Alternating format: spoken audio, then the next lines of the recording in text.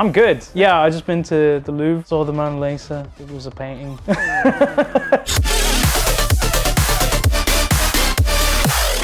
Good. It's kind of like a continuation of my tour mix from the US, but I have like 100 different guests that I'm bringing on. We've got 5 Rushdown artists released on my label. We have Dr. Ushu, Sharks, Kaval, Klieg, and LM. Every 5 minutes I'm going to be bringing up someone to play one of their tracks, so it's going to be a lot of fun. And in general, like every time I've played in France, it's been really, really cool. So yeah, it's very exciting.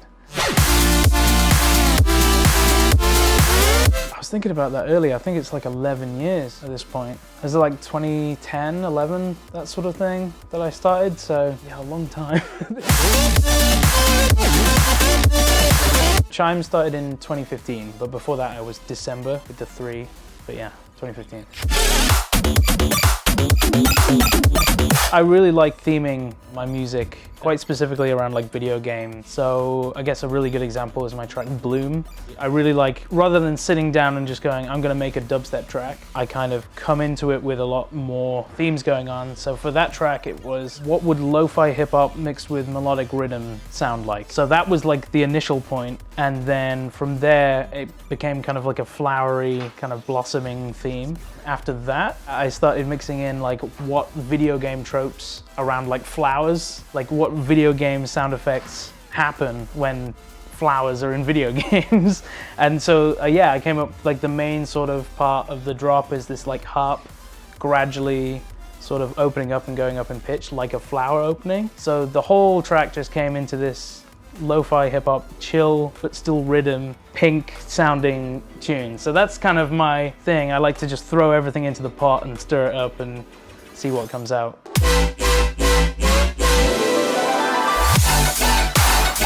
Yeah, I think I'd really like to do that actually. I think that's something I'll definitely delve into kind of further along when, you know, I get old and I can't do shows anymore.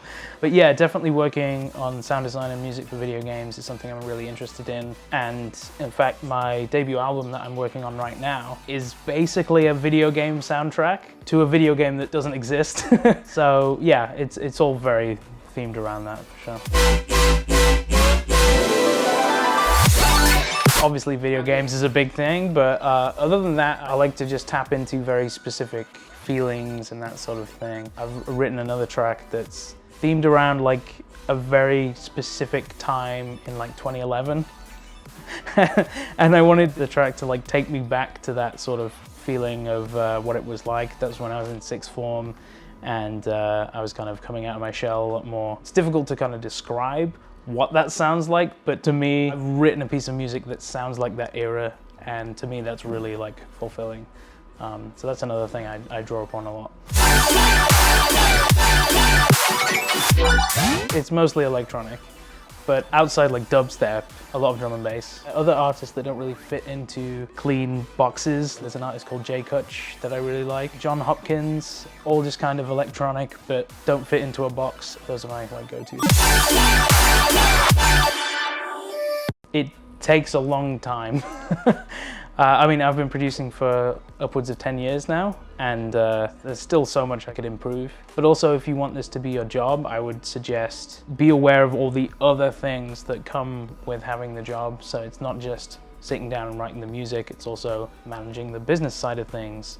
Like part of my job, I do tuition, I do like tutorials and stuff on Patreon, and that's kind of been a big thing during the pandemic. And I'm running my own label, doing all the artwork for that, helping out other artists and stuff, and all the other admin stuff. There's plenty more I could like go into. Sample packs, like that's another big thing. There's a lot of activities. The easier you find it to pick up new skills, the better time you're gonna have with this career, I would say, because it really helps to have these outside skills, like just using Photoshop is really helpful, like just making your own little bits of artwork or whatever. So yeah, that would be my advice.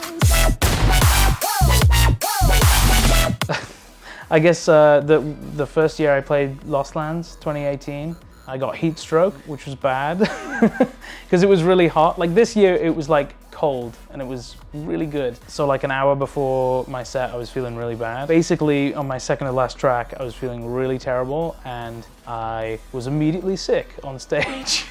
Not much a fun fact, just an interesting fact maybe. People managed to like clean me up and stuff, and I was like, okay, I got one more transition, I may as well.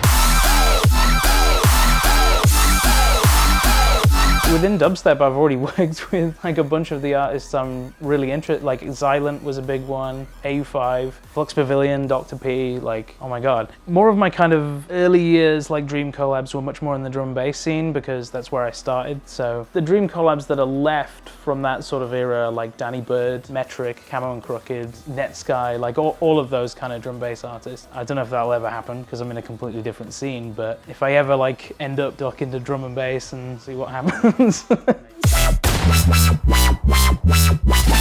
great place to start is like all of my guests at this show. That's kind of my goal with Rushdown, is bringing in brand new artists making kind of similar music to myself that we call color bass, trying to get them to the bigger labels effectively. So we've just had that with Pleague, just released on Never Say Die, which was mind-blowing because it was such a different sound to kind of what everybody would expect from Never Say Die. Just to shout out everybody who's here. We've got Sharks, Pleague, Kaval, Dr. Ushu, and LM, and they're all making really great stuff. So yeah, I have to shout out my French Rushdown crew, basically.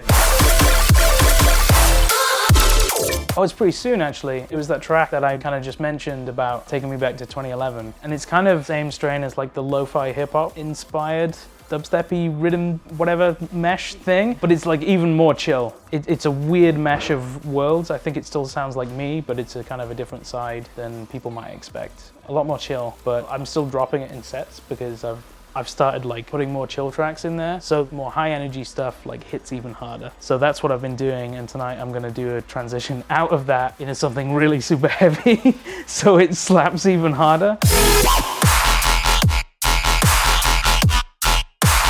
The French crowd are a lot more open to other tempos and genres in general. I think in the US it really is, you have to stick to like 150 BPM. You have to play it safe with the headbangers because they have to be able to headbang to it, and they can't headbang to drum and bass, so it doesn't necessarily go down like super well. It depends where you are though. In France where I've played, they've been up for anything really, which is great. Rushdown assemble!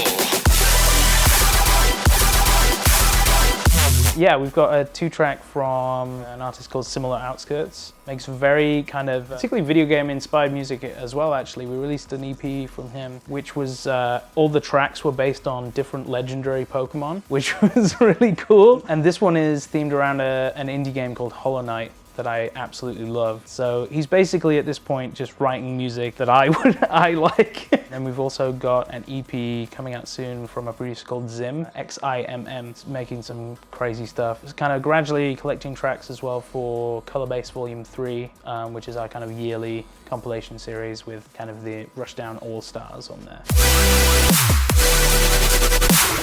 It's very early stages of like collecting the tracks, but I've got one of my favorite IDs from Convexity, who makes very jazz-infused analog sound, like 90s nostalgia sounding like dubstep.